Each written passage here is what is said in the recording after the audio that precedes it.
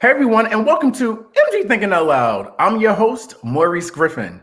One of the most fascinating things to me is watching the journey of someone's personal growth. Now, that's probably because I'm a little nosy. I mean, we all like some TCT, okay?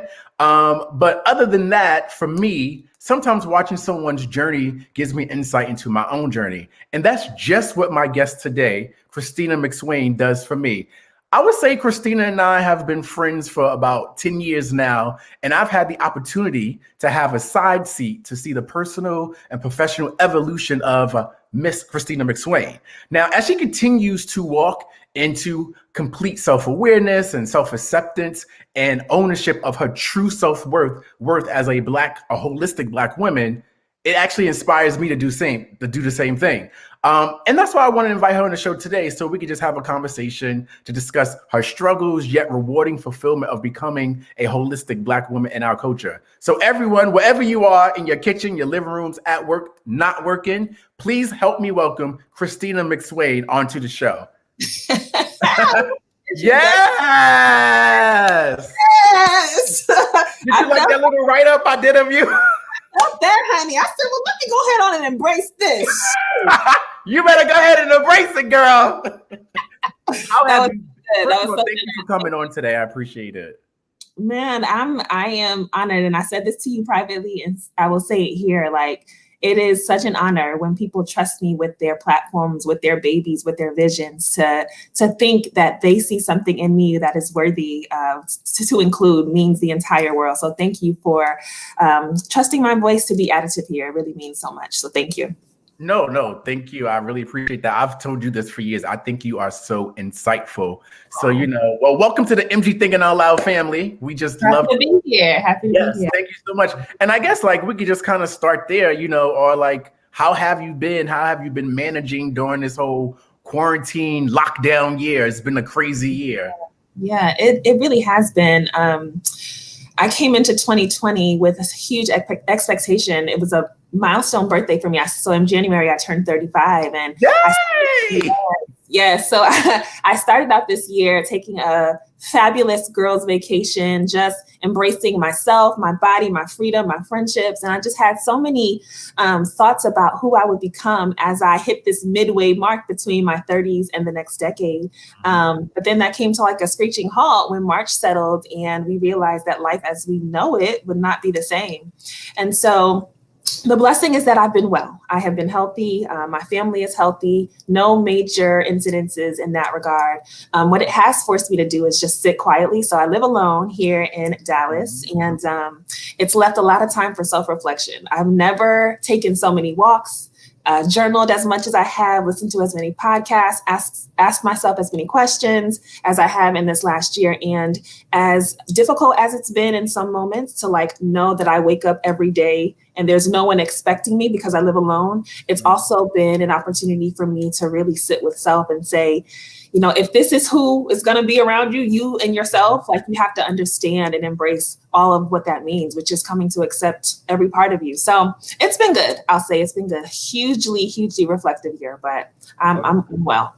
I mean, and since you had all this time to reflect, as most of us did, globally, honestly, what are I guess, one of the biggest lessons you've learned about yourself and if there's something you need to change, how are you working to change that?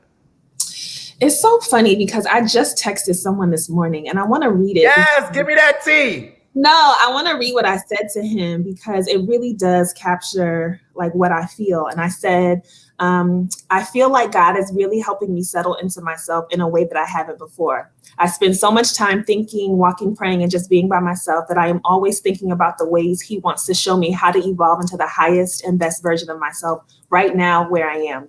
Before my biggest dreams come true, it's like, Chris, you are the dream. The stuff that I'm going to give you, it's just razzle dazzle. And truly what I feel is I have so long lived in this space of aspiration. So when I get here, when I have that, when he comes, when the children happen, that's when I will have arrived. But really I'm here already. You know what I'm saying? And so being in that place of no, who you are right now is exactly who I want you to be.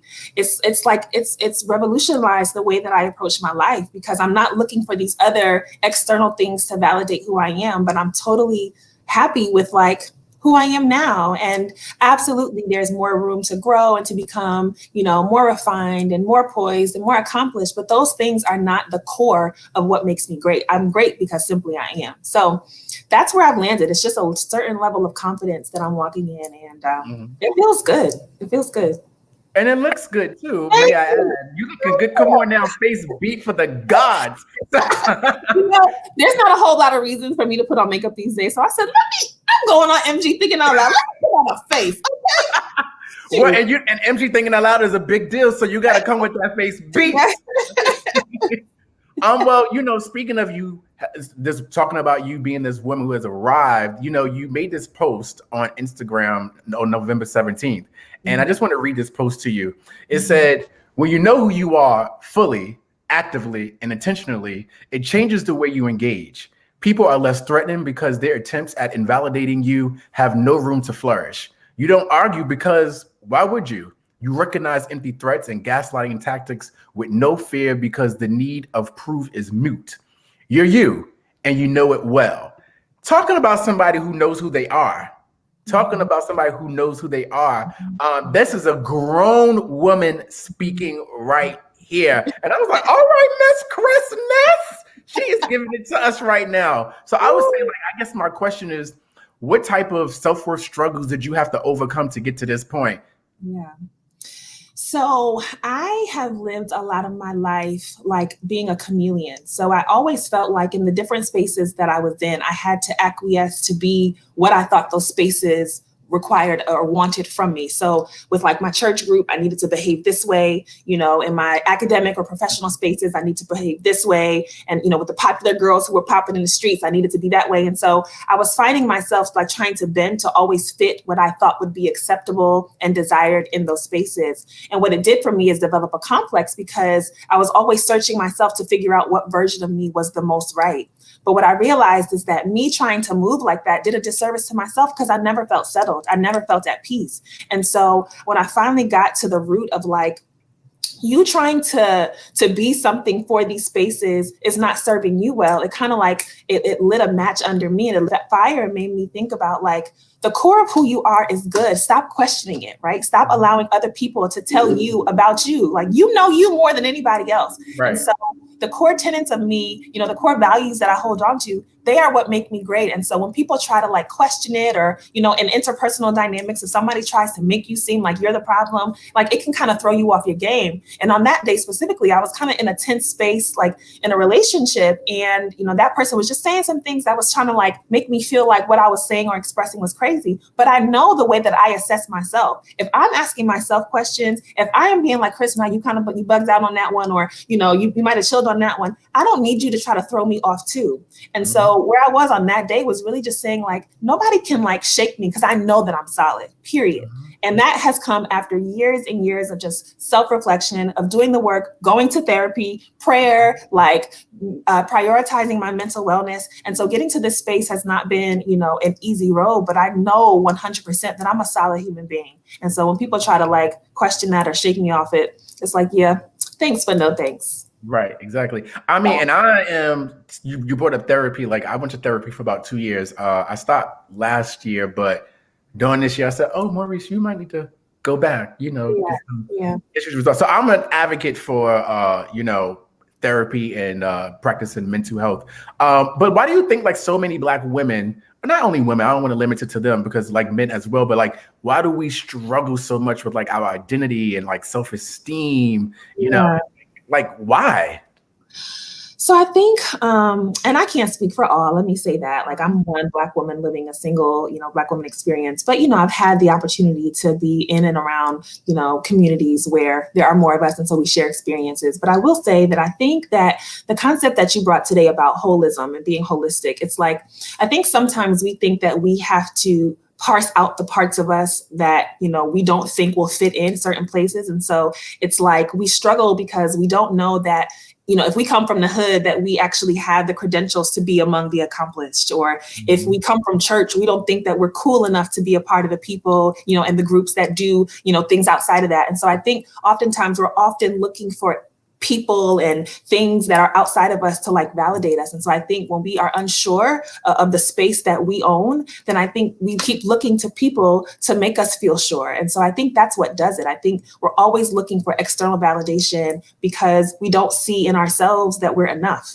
And so for me, it started out, with like physically, I never felt good enough. I was a chubby kid. I was like the darker skinned of my father's kids. And so I felt like physically, like I didn't measure up. And so I was like, not feeling like I was good enough because everything for me that was outside of me is what I thought was good, right? So I thought being light skinned was pretty. I thought being skinny was good. And I was none of those things. So I did not see in myself what I idolized as being good. And so it was that. It was, the fact that I was a church girl. And so there were things that I couldn't do. And so I just found myself comparing myself to other people and wanting to be accepted and embraced by them. And when I wasn't at times, it made me question everything about myself. Right. And then you bring up that, do you think like the narrative of Black women and mainstream media contributes to all the issues that you just laid out before us? 100%, because I think that, so on the opposite side of holism or being holistic, it's like this reductionism thing where if you are, a Kamala Harris or a Stacey Abrams or, name Michelle Obama, if you're one of those women, then you have to exist in that space alone. You can't be a professional and accomplished and also, do hood rat things on the weekends with your friends, right? And so the mainstream media, unfortunately, the mainstream media, I think sometimes like puts us in these categories whereby we have to be one thing. But in truth, like we are not monolithic, right? So yes, I am accomplished. Yes, I have 2 degrees, but also like sometimes my subject verb agreement doesn't add up because I talk in a common language tongue that's colloquial and feels good to me when I'm with my friends. And so I think the mainstream media has put us in these boxes that we feel like we have to perform to. And I think it's unfair because it doesn't embrace the whole of who we are, which is why I think that the holistic experience is something that I'm fully embracing as I'm in my 30s and saying, you know what, both of these things are true and they're true at the same time. Right, exactly. I mean, and it's just, I think one of the things that we just all have to realize is that holistic means something different for everyone. Yeah. So it's like, compare, and like that you talk about social media and like you just see so much of like how that causes people to compare yourself with so many of the people that you see on social media because it's like, like this is what I'm trying to live up to. Like this is like I gotta look like this, like I gotta look like Michael B. Jordan or well, I may look better than Michael B. Jordan. I don't know, but the verdict that's up to you whether or not you want to decide that. But it's just so much like all the social media stuff that's going on, like that just like puts so much pressure on all of us at all. And I would just say like just to kind of like move the conversation along, like we talked about you like fully embracing yourself, like, and since you've done that, do you feel like that's made life easier for you? To certain degrees, I think so. I'll start with where it has not been easy. So me coming into the truth of who I am and embracing like what anchors me has unraveled so much of what I learned right in my formative years. So specifically as it relates to, my journey of faith. So growing up super Pentecostal, super Black church, that meant a lot of behavioral templates that I was expected to follow and a certain good girl image that I thought was like the ultimate display of being holy, being righteous or whatever. But what I have walked into as I've like, it just evolved is like, some of those things don't actually make sense and they don't actually serve me well. And so like, embracing things that weren't really talked about or were considered taboo, when I was growing up, that's been a little difficult. And sometimes I still find myself struggling to like say fully like what I believe about certain things. And so that's been hard, like really coming, up against people who have taught me, but having to say, I actually am challenging the way that I was taught. And so that's an area where I think I am still finding my footing and finding, the certainty in my voice. But in terms of how it's made life easier, I don't have to perform anymore. Who I am is who I am, right? Whether I'm at work, whether I'm at church, whether I'm with the girls, like I'm consistent. And granted, there are different parts of my personality that shine and that come forward in different settings. Who I am is always going to be who I am. So in that regard, I feel more at ease with myself. When I look in the mirror every day, I can feel good that who I expressed and presented that day was not a farce, that it is completely. But it's like so hard to get to that place though of like, who I am is who I am. because you have to just like not be afraid of what it means you'll lose, right? So you have to be unafraid of people talking about you or people, coming to their own conclusions, and I think once you get comfortable with that, like it'll set you free, And so I think you gotta be less afraid of what you're gonna lose and more moved by what it is you'll gain, which is like just total self-acceptance, awareness, and just certainty. Yeah. That's dope. Like you made a dope point right there. Like in regards to like what you'll lose or being afraid of what you'll lose. Yeah, because I think that's why so many people, are willing to put up all those many different faces, like depending on whatever circle they're going in. They're like, okay, if I'm with this group of people, I'm acting like this. I'm with this group. It's exhausting. It's exhausting. Really right. And I think that's why sometimes we struggle with our mental wellness, because we are literally like, it's a voluntary bipolarism. And I don't mean to use that term loosely, but it's like we're putting on different personalities, and that is taxing on the body, that's taxing on the mind, that's taxing on the spirit. And so I believe that once you walk in freedom, and if you're a Christian, walk in the freedom that you believe was purchased for you, you don't have to do all that because you're good anyway. But I also think what plays a part in that is some of those circles are not ready for you, who you are fully. Mm-mm. Like some of those places when you go there, like they can't even handle all of who you are. So no, because it challenges them, right? So if I say to you, I actually believe that this theology so I'll use something small, like going to the movies was like sinful when I was growing up. Me too. And it's like, well, tell me more about that. Like, why? Why do you feel like this is something that is against, the heart of God? And so to ask that question and challenge someone to have to think further than what they were handed down, it makes people like get defensive, right? Mm-hmm. And so anytime you challenge an identity that people have tied themselves to, I think it puts them on their heels. And so I'm not afraid to do that. I think part of growing and evolving means like changing your mind when you get new information. But people are so set on, this is what I believe, this is what I always did, this is right. Like, I think people. I'm sorry. Do that again. And so I'm not afraid to do that anymore. And I think our generation, I think the millennial generation, is one that started that trend of like, questioning things, shaking things up. We are the generation that I think bridges kind of that old school with what we see coming behind us. And so I think it's been pivotal for us to ask the hard questions, to expose things for what they are, and to really come to this moment of truth that I think is important as we walk out our individual journeys. But do you feel like this new ideology has like affected relationships that you have with people, whether it be like platonic or romantic? I mean, really romantically too. I really want to get into that tea right there. You nosy?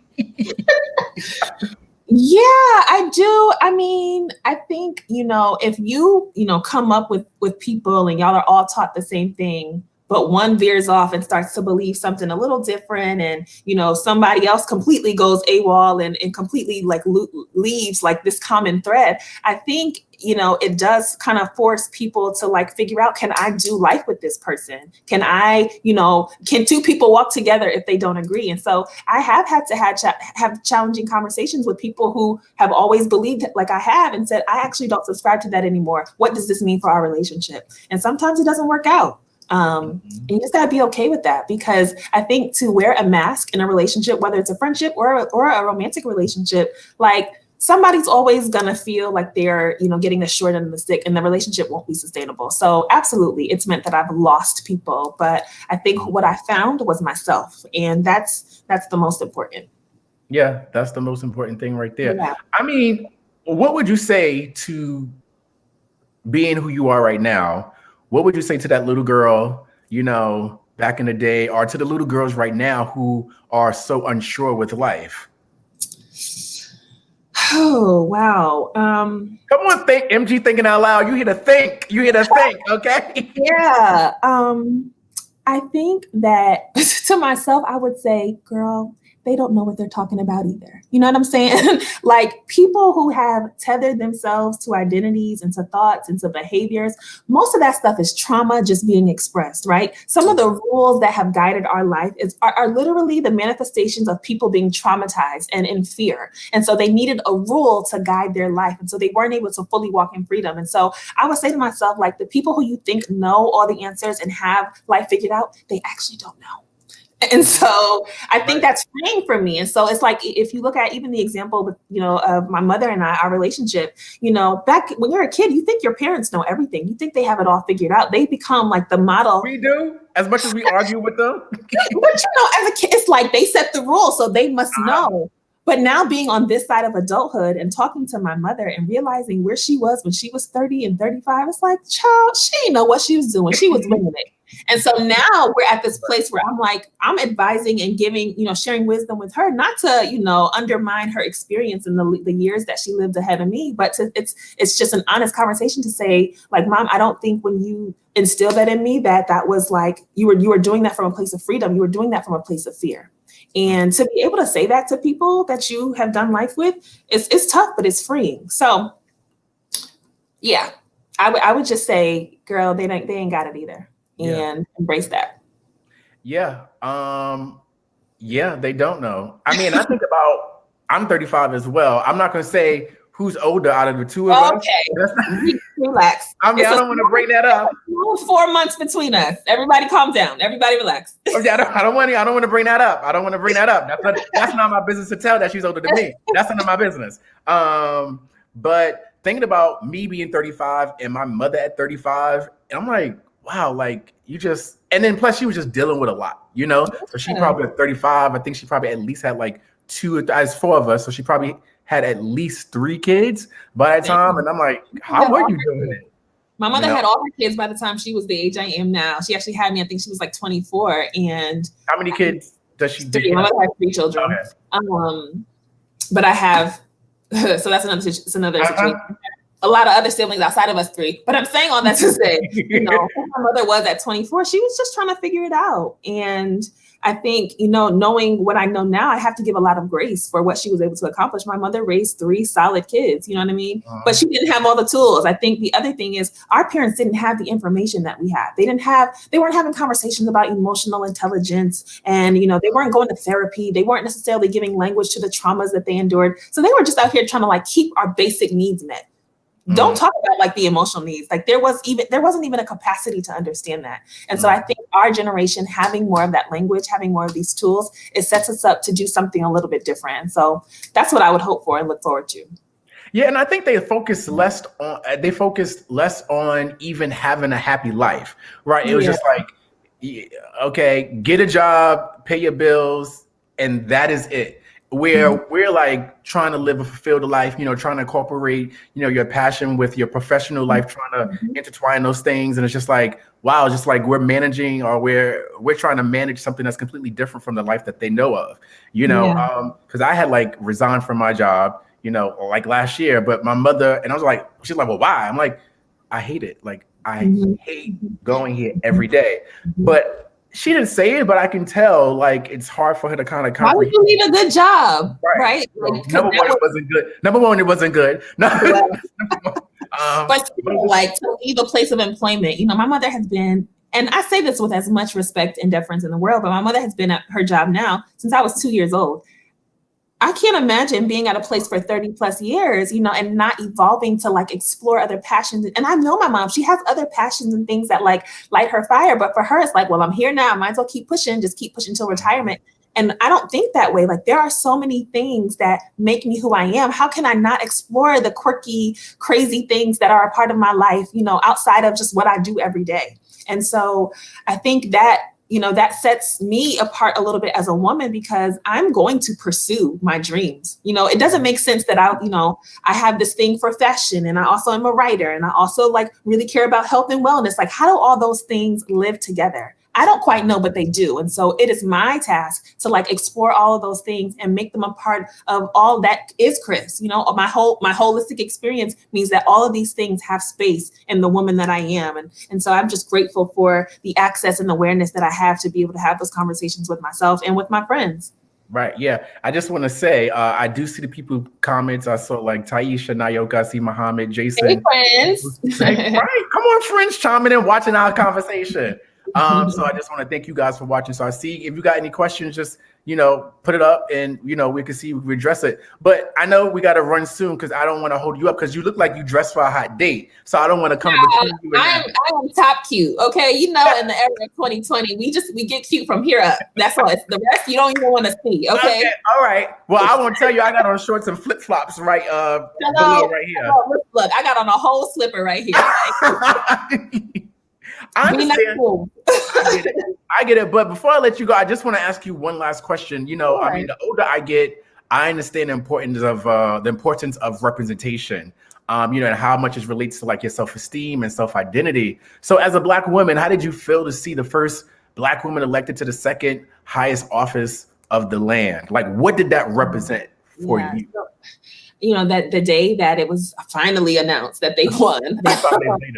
Right. I cried, and I did not expect that reaction because I didn't necessarily think that there was an emotional response to me, especially because the process and the season and the election had been so gross. Like I was just kind of done with it. But when I saw it for myself, it made me feel like I am so thankful to be living in this time and to be like spinning the earth with a woman like Kamala Harris, because whether you love her political stance and all the things that she's done or not, what she does is represent a new era of possibility, right? And so for the little girls who this is their first vice president that they'll ever see, like that's game changing. And so I feel an immense sense of pride that I'm a Black woman, that I'm a woman of Alpha Kappa Alpha Sorority Incorporated. Come on now, Greek, come on. All of these things, right, where I see myself, it kind of opens the door of what is possible for me, right? And so I'm grateful to see it. I'm excited about what it means for her. I also will say on the flip side, I do feel a little fear. Because I feel like this just gives people who want to reduce Black women, it gives them more space and more ammunition to just look through every single thing that she does, to continue to criticize her, to pull her apart, to try to demean her. And so I'm a little nervous about what this means for, how people expect Black women now to be, And so I just hope that this doesn't in any way backfire and make it more difficult for people Black women to express the whole of who we are. We are the Kamalas, and we also are the Meg Thee Stallions, and all of those things can be true. One is not better than the other. They're just different. And so I hope that her being in this high seat of power doesn't give people more fuel to reduce the rest of us who are doing and expressing ourselves differently, if that makes sense. No, it definitely makes sense. And she's going to have a hard way to go. She's been having a hard way to go, and she will. We've seen this done we've seen what was done to President Obama and his wife, how they were ridiculed and still is. I'm actually in the process of reading Obama's book now. Yes, it's on my list. It's 751 I know. I said I might have the audiobook half of this, bro. 751 pages. And I'm up to 109 or something. And I'm like, okay, well, who's going to read how I'm gonna get through the rest of it? But it's an easy read. It's a good read. And he's just talking about how, just his experience working to get into the White House and the Senate. And, it's just a mess to see what kind of world we live in and how minorities and what they have to go through, just to try to be on the same level. Even if you think of, Michelle Obama, she shared in her memoir and in conversations since she's in the White House, it's even trying to figure out who she is after this. And this is you have achieved the highest achievement as an American, to live in the White House and to have part in running the country. But to see that she still has to figure out what does this mean for my life now, and to know that she had to do some posturing and performing so that she could be accepted as a first lady. It goes to show that we're constantly always trying to evolve and come to the most genuine and authentic expressions of ourselves. And so it goes for me, where I sit, and then for the highest seat in the land. And so I hope that brings some synergy to Black women around the world, that we're all going through some level of evolution. And so not to be discouraged when you have questions about who you are or what season you're walking through, but to really know that as life continues, the evolution and the process will continue. And so it's our responsibility to stay committed to the journey. And so that's where I am. Just, I don't know that who I am right now will be who I am when I finally turn 40, but until I get there, I'm going to live out each season fully, embracing what comes with it. And so that for me is the journey of being holistic and embracing it.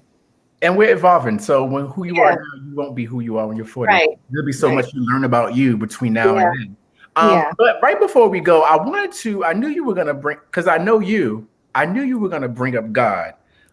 So I want to play this little game of how well do you know your word? Okay. Now I didn't tell you about this on purpose. I ain't been to church in 9 months now, sir. But that don't mean you ain't been in your word. Okay. That don't mean you ain't been in your word. Okay. Now let me get my glasses because I want to make sure I'm reading these questions right. I just want to make sure I'm reading these. You just reminded me. I know you have to play this game, but remember when I had that big Bible on the front row of the church and y'all clowned me for days? Child, you remember I took a picture of it and I sent it to the whole group, our group of friends, so we could just laugh at you in the chat. I was serious about that thing. Okay. That was going to be one that, okay, so before we shut down, I know this is a surprise to some of the people who are listening, but I do go to church. But one of the jokes I was going to do is I'm going to take like this big Bible to church and sit on the front row and just open it. And I know people would have gagged. They'd be like, you really with a big old Bible? I was like, yeah, just, I'm into my word. But less about me and more about you, because we're about to play How Well Do You Know Your Word? Okay. Wow. Somebody said, Thank God Sunday. Yes. Thank God Sunday. Thank you, Jason. I appreciate that. Okay. So the first question I want to ask you here is, again, these are easy questions. I'm just going to ask you 4 questions. And they're easy questions. Don't worry. I'm not here to embarrass anybody at all. I'm not here to do that. I'm not here. These are very easy questions. I know you know the answers to these. So the first question is, what is the meaning of the Cardi B song WAP? Oh, I'm sorry. These are the wrong questions. You are out of order. These are the wrong. Somebody gave me. I'm sorry. The producer gave me the wrong question. That's line. Okay. That is the wrong question. I was really trying to go into my upper mind. Like, okay, Lord. That's the wrong question. That has Cardi B has nothing to do with the Bible right now in regards to that. But anyway, the first question here I have is, I got the right questions now. Okay. Where was Jesus born? In Bethlehem. Okay, here we go. I told you it's easy. Come on. Come on now. Okay, so what are the first 5 books of the Bible? Genesis, Exodus, Leviticus, Numbers, Deuteronomy. Okay, now come on. You do know your word. Okay, all right. Okay, I got 2 more questions to go. I told you it wasn't hard at all. Okay, so finish the scripture. For God so loved the world that he gave his only begotten son, that whosoever believes in him shall not perish but have everlasting life. See, come on, another clap. And I'm just gonna ask one last question. I told you they weren't hard at all. Okay, so after Noah got off the boat, what sign did God give to show his rainbow? Come on now, I didn't even have to finish the question. You better come on and go in for the rainbow. You better go in for the rainbow. You better go in. He said it's a promise that I will keep with you. Come on now. You know your word. I just wanted to see. Because I knew you were going to bring up God. So I just wanted to see if you knew your word. That is a true part of the whole woman that I am. I am a woman of faith. And that has been an anchor in my life for as long as I've been alive. The way that faith looks, that is expressed these days, it might look different than the hand clapping, feet stomping that I grew up with. And I appreciate that. But, my evolution includes a journey with God that has freed me to express and to live in faith in a way that is true to him and to our relationship. So. Well, Christina, thank you so much for joining me today. Thank you for having me. Oh, like I said, I always thought you were so insightful. So like just having your perspective on different things, just, I just want to enlighten the people and just help people, whether they decide to change or not, that's up to them. But at least they could just say, I never thought of that before, I think that's all we can do. We become responsible for the information that we receive, and what we do with it is up to us. But truly, to play a small part in something that you're building and doing really is an honor. And so thank you again. And thank you. Are you working on any projects, any upcoming projects or anything? I am a multi-hyphenate, so I'm a forever side hustler. So in addition to my 9-to-5, I work for a foundation. I'm also, I have some clients that I'm working with now as a copywriter, doing some freelance work. I am hoping to, launch more of the Miss Chris brand next year. But for right now, I am doing a fine balance of working and resting. And so we'll see what 2021 holds. But you can connect with me on Instagram. I'm always there at Miss Christmas. It's a little bit of inspiration, a little bit of twerking, a little bit of plant mom life. All those things can be true together. Okay. And so you can connect with me there and we can just share ideas. Yes, definitely. Thank you. Thank you again, Christina, so much. Appreciate it. Really appreciate it. So just before we go, I just want to highlight today's MG Thinking Out Loud Black-owned clothing line feature, which is this hoodie I have on right here from the Spot NYC, right here in my hometown, Brooklyn, New York. Now, the last week, I don't feel like I did a good enough job like showing off the clothes that I had. So this is the hoodie I have right here, pink. And I'm gonna stand up a little bit. It says, I'm not Hollywood, I'm Brooklyn. Okay, I don't want you to go too low. But anyway, it says, I'm not Hollywood, I'm Brooklyn. So if you want to purchase their merchandise, you can go to www.thespotnyc.com. And if you would like to be featured on this show, if you're a Black-owned clothing line, you'd like to be featured on this show, just hit me up on IG at Maurice Griffin _ MG Thinking Out Loud. Now, I'm not going to wear just anything. So if your clothes look good, I'm down with it. But if it's not, okay, I'm not going to buy it. Okay, but anyway, just hit me up and we can just take it from there. And don't forget to like and subscribe to MG Thinking Out Loud on Facebook and YouTube. Once again, thank you to Christina McSwain for joining me today. And thank you for watching. So until next time, that's it.